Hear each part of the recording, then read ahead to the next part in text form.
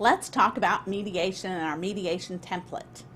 So mediation, most cases go to mediation now, and it's a great way to resolve your case. But of course, you want to be super prepared. So our template's going to help you with that. Let's go through the template. So we have at the beginning, you can assign someone to confirm if the court requires mediation. And sometimes we don't want to go to mediation, or our client doesn't. And it helps if you know, well, the judge is going to make you go anyway. So it'd be helpful information to have. Also, confirm if a scheduling order has a mediation deadline. Sometimes courts require you to mediate by a certain date, and you don't want to let that sneak up on you. Then we have how to choose a mediator. And the template allows you to list mediators that you like, so that anyone in your office when scheduling can go straight to that list, and you always have your mediation list. And I have here several of the mediators that I use and like and think are strong. But I'll tell you, in selecting a mediator, sometimes people feel strongly that they should select. I am always happy for the other lawyer to pick the mediator that they prefer, because the mediator is not a decision maker, and I know that I can stand strong, and the mediator is not going to persuade me to do something that I'm not going to do.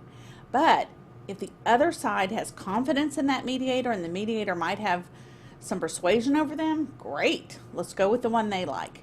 So don't get hung up on it has to be the mediator of your choosing, and counsel your client the same way. If some mediator is going to help us to get this settled on the other side, great. Pick the one they like, and it's a good way to get exposed to other mediators. Okay, so I like to have a mediator notebook. I like to have one for the mediator and one for myself. And this lays out what I like to have in my notebook, and it helps because I can just assign it to staff. So I like to have an inventory and appraisement if it's a divorce, and if that's at issue, so that I know what we're dividing.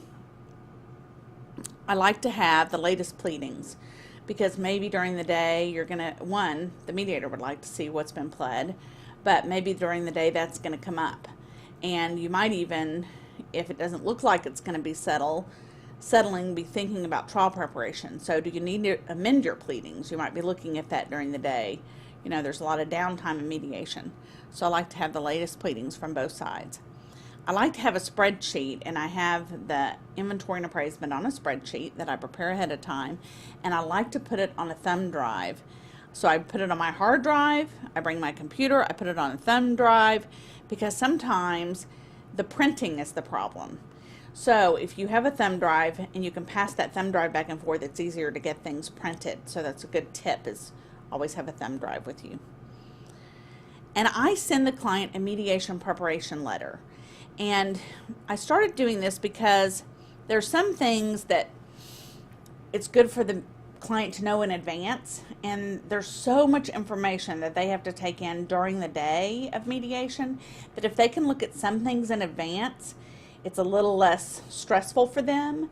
And we all know that there are mediation settlement agreements that we sign, and that's not going to be the full language that ends up in the decree. But there's some standard language that typically will end up in the decree.